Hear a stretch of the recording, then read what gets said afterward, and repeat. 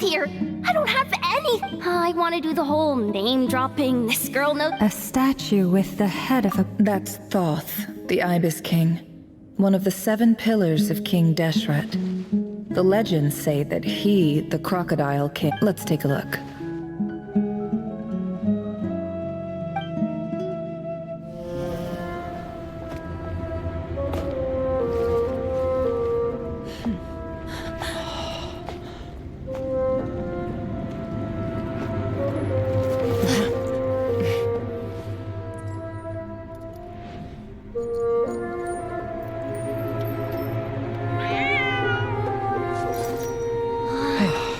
It's just Ashru.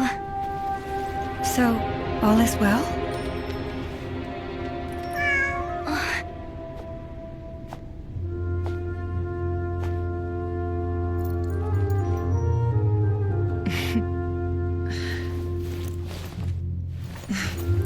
Typically speaking, at this point, the world disintegrates. Then we find ourselves back in the outside world. Besides, these are my memories. There's nothing to fear. You're sure? Of course. It's almost over.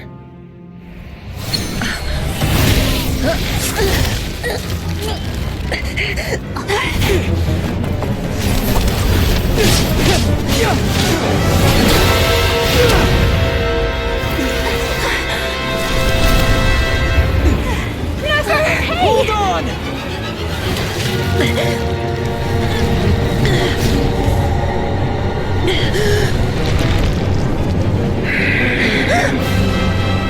Knowing too much is always a death sentence.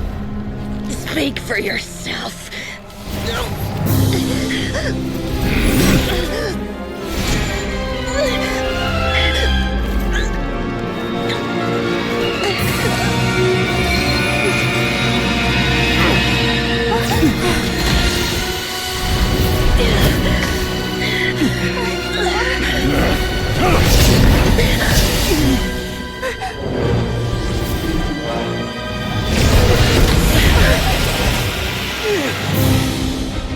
How repulsive.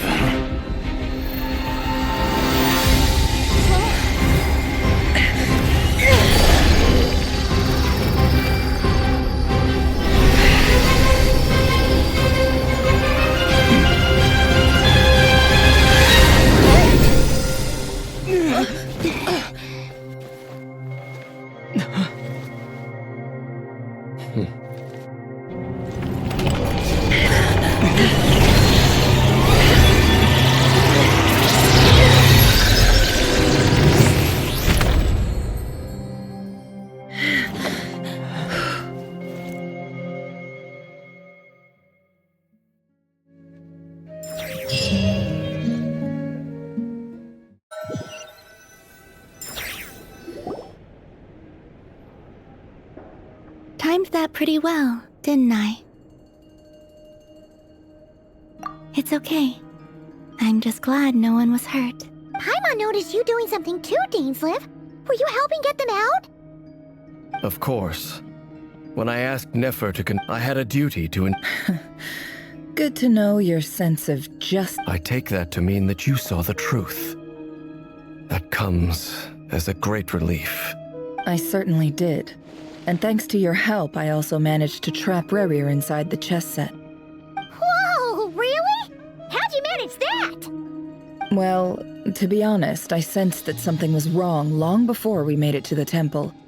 By using this fragment to probe into Rerir's past, well, the monster formerly known as Rerir, It seems I alerted him. I was tracking him, then he caught on and started tracking me too. Can't say I'm surprised. But how did he track you through your thoughts alone? That shouldn't be possible.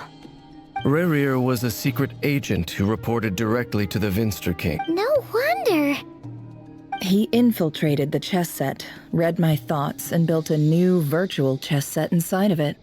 That's why we weren't able to leave at first. Speaking of your chess set, it's quite a remarkable item. Would I be right in thinking you have some connection to King Deshret? You overestimate me. I only have a connection with one of his underlings, the Ibis King. You all saw how this came to be. A long time ago, the Eab massacred my tribe, the Shimti, in our home village. A few years later, I enrolled in the academia, where some new information came to light. The Unut and the Eab fought a bitter battle over the rights to a well, all for the sake of a non-existent 50 million mora. The Eab ultimately won that confrontation, but their victory came at the cost of almost every warrior in the tribe. The final blow to the Eab came at the victory feast, when an Unut assassin beheaded their chief right before my eyes. The remaining Eab fled and have been scattered to the winds ever since. Having gotten my revenge, I returned to my hometown, where to my surprise, the nearby temple was still standing. There it was, seemingly immune to the relentless hostility of the desert, while my tribal home lay in ruins. As I stood there gazing at the temple, I noticed a cat just outside. This cat, as it turned out, was home to the spirit of the Ibis King. He led me to a gate deep inside the temple, and there he made a deal with me. This chess set is my gift from the Ibis King. The chessboard within is made to the same specifications as the one in the mausoleum of King Deshret, and represents his power of piercing analysis. With this chessboard in its container, I gained a certain ability to perceive hidden secrets. Now, you could conclude that the Ibis King simply wanted to give the people of this world the power to seek the truth, but I don't believe that's the full story. Every god plays favorites. Their hearts are as fickle as any human's, full of secrets, perversions, egotistical tendencies. But precious few gods are willing to admit this. It is the same with all powerful forces, including fate itself. Their gaze falls preferentially upon a select few. As you rightly point out, this is an act of favoritism. If you're alluding to the Abyss, then yes, I agree. Gather the others. It's time to share everything I've learned.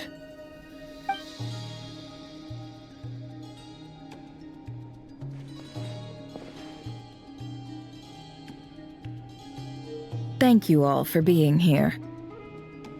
As promised, I did some further investigating into the Raker of Solnari's background. I am pleased to report that the investigation has been most fruitful indeed. The Raker of Solnari, real name Rerir, was once a Conrian subject who served the Vinster King. I will now share the important details of his story. Please save any questions or comments for the end.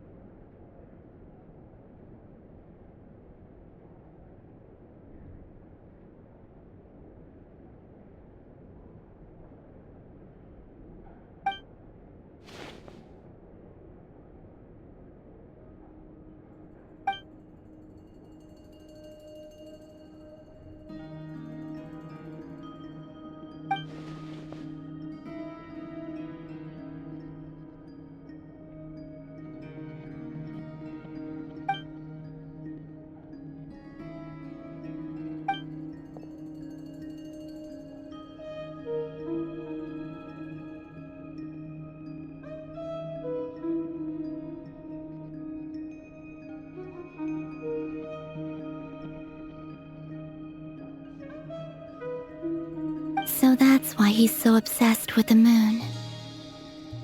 A tragic tale, to be sure. But it does not excuse his many transgressions. No matter how much Rerir suffered in the past, the fact remains that he is what we know today as the Wild Hunt, wreaking havoc upon innocent lives in Notcry. He becomes more dangerous with each passing day. If left unchecked, it is simply a matter of time before all of Teyvat suffers the consequences. This is a threat that the Knights of Favonius cannot ignore. A question for Miss Columbina. Forgive me if this is presumptuous, but have you ever seen the spatial gateway that appeared in Rerir's memory? Never. But I have heard stories of something called the Moon Gate, and this seems to fit the description. Miss Lauma, any thoughts on this? In the lore of the Frost Moon Scions, the moon is believed to hold many secrets. Some sources speak of ancient knowledge, others of a gateway to the unknown. The term Moon Gate is one I have heard before. But as is the case with all of our legends, there are no records of any first-hand witnesses. We cannot know whether it truly exists. Then back to Miss Columbina. As a moon goddess yourself, do you have some idea of where the Moon Gate leads to? Not at this stage, sorry. I do hold the power of the Frost Moon, and my strength is recovering well. I can sense that the gate would open at my command, but... But there's more to the power of the Frost Moon than that? Yes.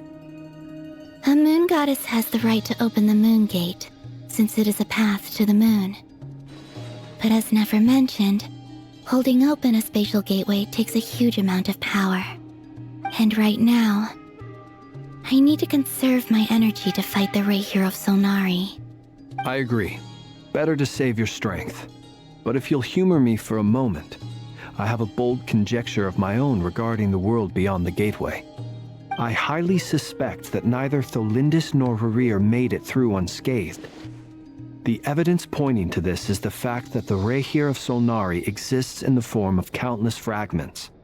With the abyssal power he wields, no ordinary foe can touch him, let alone tear him to shreds.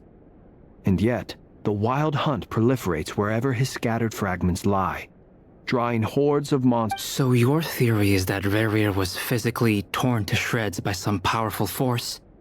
Hence, why the Wild Hunt is a distributed phenomenon, rather than a unified one? Makes sense to me. Explains why the Wild Hunt is so pervasive, and why he's been trying to piece himself back together. He was whole to begin with, and he wants to be whole again. Without the power of the Abyss on his side, he almost certainly would have perished the moment he was torn apart. But the Abyss, much like a curse, has kept him alive. I could not agree more. The power of the Abyss is most surely a curse. It is a compelling explanation, and one that accords with my present understanding of Abyss creatures. Whether the life form in question is primitive or advanced, if a curse has extended its lifespan unnaturally, it will continue to survive in spite of everything. This raises some interesting questions. I will run some experiments and see if there is any validity to my suspicions. That being said, regardless of whether my research bears fruit, I would like to thank Miss Nefer for conducting such a thorough investigation. Already, it has greatly enriched my understanding of the entity we face. My pleasure, Mr. Albedo. I too hope that the information I have shared today proves useful as we look to formulate the next stage of our plan. Hey! What is it, ZhayneZ? You look really upset! It's just... when I think of the man I once knew as Rerir, I struggle to understand why things had to turn out like this. The two of you used to be friends, didn't you? I don't know if these words will bring any comfort, but my heart goes out to you. Mine too. We can never know all the hows and whys of the way things are. The moon and stars are full of untold secrets and lies. And the skies are Those are the first comforting words I've heard in a long time. Thank you, both. Well, I think this is a good place to end today's meeting. I'm sure Nefer needs some time to recover. She's been through an awful lot today. That's very thoughtful of you, Loma. Of course. Sounds good to me.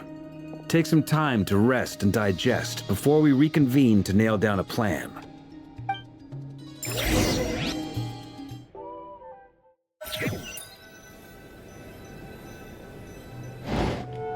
Hey, is this a bad time? No need. Come on, let's talk outside.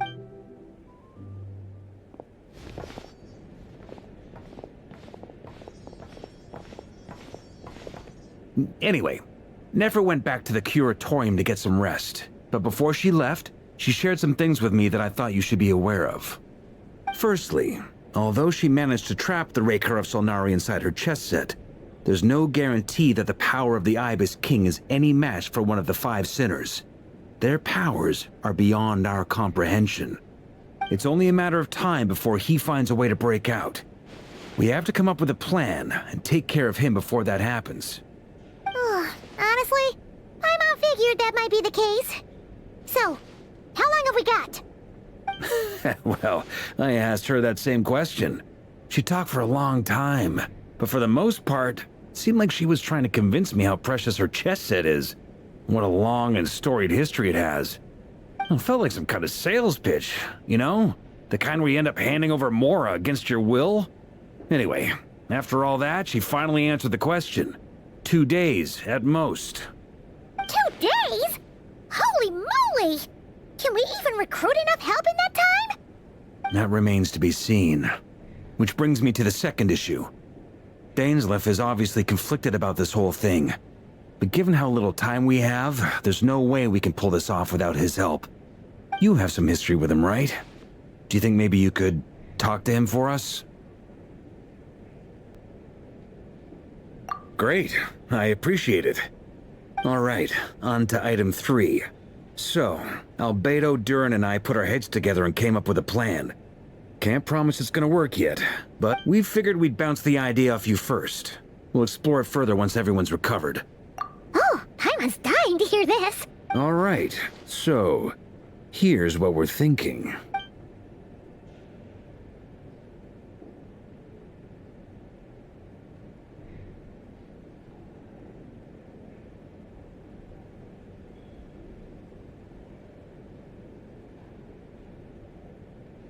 We felt a little uneasy about roping you into this. I mean, firstly, you're not locals, and secondly, none of us are your boss. You're well within your rights to refuse if you so choose. Roping us in? Why would you even say that? We know the stakes here. It's all of us against the Rayher of Solnari, or none of us stand a chance. I choose my words very intentionally, I'll have you know. I like to think there's an art to striking a down-to-earth tone even when the stakes are through the roof. Sir Varka, I have a few thoughts about this plan. I'm all ears. I think we can be more flexible with how the roles are allocated. In my view, the most sensible lineup would be like this.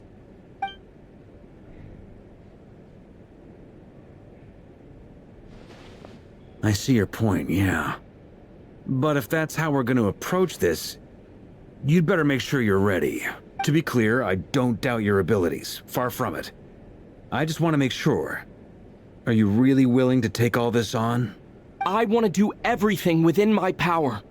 The Rayher of Solnari is a truly fearsome opponent, and if I do my part, it'll greatly reduce the risk for everyone else involved. Well, that tracks with what I've heard. Jean's mentioned in her letters that you're so diligent it's almost abnormal. As in, most people weigh up the risks and rewards in situations like this. But you seem to just march towards danger without a moment's hesitation. Of course, everyone appreciates a fearless pioneer. But all that aside, I'm the Grand Master of the Knights of Favonius, and you're our honorary knight. I want to make sure your courage doesn't come at the expense of your safety. Thank you, Sir Varka. I should be the one thanking you. It means a lot to have you on board. I'll give some serious thought to your suggestions.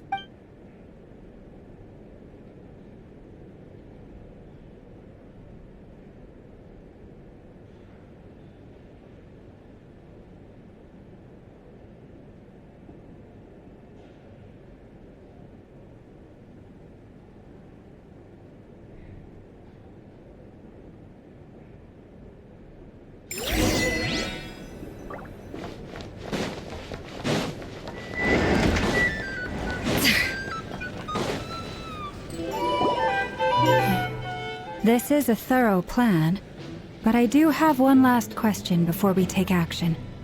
How can we be sure that our enemy won't leave the designated area? Great question. Albedo's been hard at work analyzing Rerir and the Wild Hunt's behavioral patterns. His conclusions are as follows. Firstly, from the earliest known confrontation until now, Rerir has never displayed any ability to manipulate the dimension of space. So it's unlikely he has any power in that domain. Secondly, he seems to have a particularly strong vendetta against our group. If we put him in a fight-or-flight situation, he'll choose to fight every time.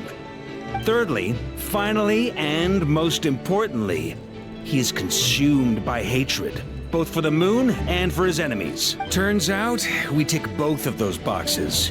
We have a reincarnated moon in our ranks, and a spy who accessed his private memories without permission. He'll be baying for blood, not looking to escape. As someone who's had their fair share of interactions with the Wild Hunt, those all seem like valid observations to me. Understood. Then I will defer to the verdict of the group. Well, everyone, that's the plan in full detail. Albedo and Durin are carrying out their part as we speak. Plan approved. Schedule. Okay, any firepower you need, I got you covered. Let's light this baby up. The Frost Moon Scions are behind you as well. And the rest of you? No objections? All right, then it's settled. This is the plan we're going with. Next up, an old tradition of mine. Anyone who wants to back out, now's your chance. Wait, we can still back out of this? Everyone says things they regret, right? I don't want anyone feeling trapped because their mouth said yes before their brain had time to think things through. A very people-first approach. I hear that's common practice in the Knights of Favonius. Heh. Who'd you hear it from? Shh. We don't use people's real names at work. This contact will be known only as Owl, please and thank you. This plan can only work if everyone does their part. Flint's and I will absolutely support it. We shall indeed. You'll be glad you accepted our help. Also, you are the last person I expected to see here, Miss Dory. It's not often I get called Dory in a work context. My peers usually call me Lord Sangamabe. So, the longer your name, the higher your net worth. Is that the idea here? In that case, Mr. Flint's here must be worth a fortune. That's right, I know your full name. It's... The walls are thin here. I'd appreciate you keeping that a secret. Okay, fine. I'm actually only here as a favor for someone else. Do you have any idea how much it would cost to hire me otherwise? Oh, does this mean someone out there actually has the power to boss Dory around? It most certainly does not. We have a long-standing and mutually beneficial business partnership. She's actually the mom of a friend of yours. Said mom supplied me with a great little trinket, but now that lady's ruined everything. If I don't start building a little goodwill now, my whole business in Notcry is gonna go down the drain. Okay. So what exactly is so special about this pendant? It's a lucky charm that a great mage made for me. We have a business relationship, and she was worried that something bad might happen to me. So, she wanted me to have something that can store power to protect myself with. I finally got it all fully charged up with Kuvaki, and then never went and used it all up at once!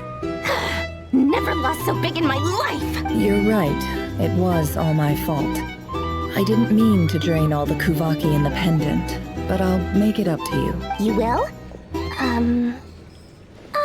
Well, in that case, how about you give me your chess set? And we call it even. I knew you'd say that. Well, it's yours if you want it. In fact, take it now, and I'll even throw in a free Raker of Solnari. Deal? You're putting me in a difficult position here. It's a very useful thing to have around, but I have a funny feeling it won't be around much longer. I guess we'll see in a couple of days. Looks like bankruptcy for me. Hey, don't be so pessimistic. See this through and you never know. You might find a new business opportunity on the other side.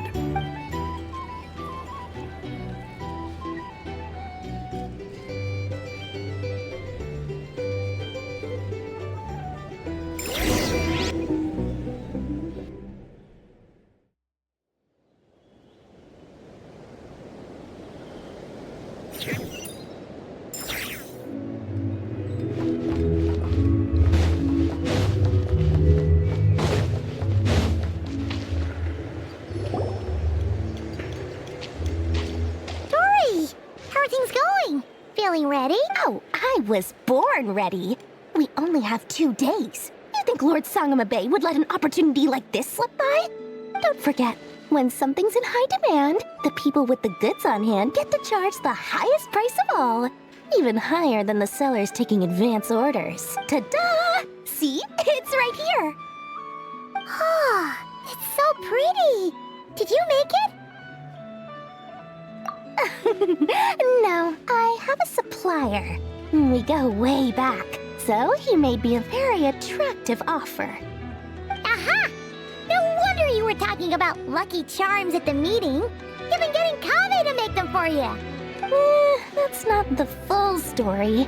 It actually started a while back as a project between me and the Dendro Archon.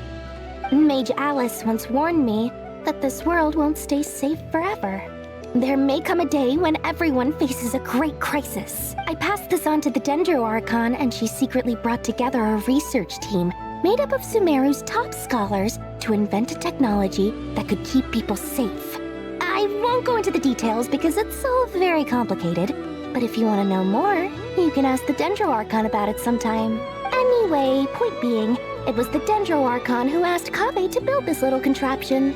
As one of the top Kasharu War talents, he was the obvious choice. Took him long enough. He stressed over it for ages. Must have gone through at least a dozen designs before producing a final product. But that's Kave for you. Marak delivered it to me a couple of days ago, along with a letter from Kave.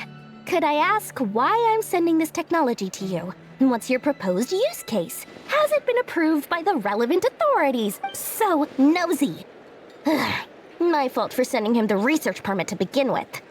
Surely Nahida must have told him you were involved in this project. He was probably just nervous because you're always so secretive about your business. Could be. Anyway, I just replied, let's hope there never has to be a use case. Because it would... Fair enough. But it sounds like he was just being cautious. He probably felt responsible as the one who made it. Or maybe he was asking as a favor for his housemate. He's done that before. Not sure why, though. His housemate doesn't seem to really care that much about this kind of stuff.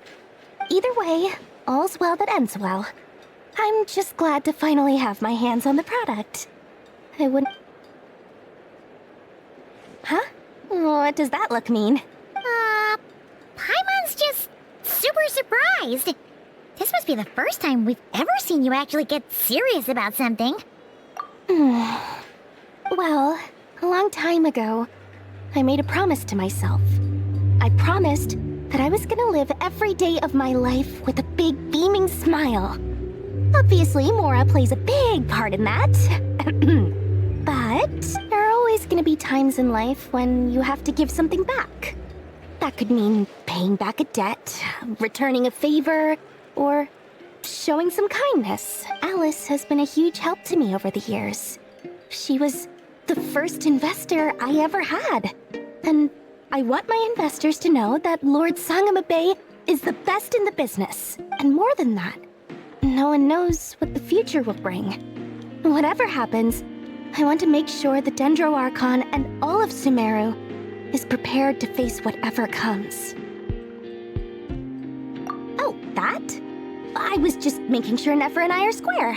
Don't be thinking it was some sort of benevolent act. I'm no saint, so don't treat me like something I'm not. My priority is doing the business that I want to do. So long as my conscience lets me, but it usually does. That's the Lord Sang... All right, if you say so. I do say so, and that's the whole point. I'm a businesswoman. Don't go trying to figure out what kind of person I am. You'll exhaust yourself.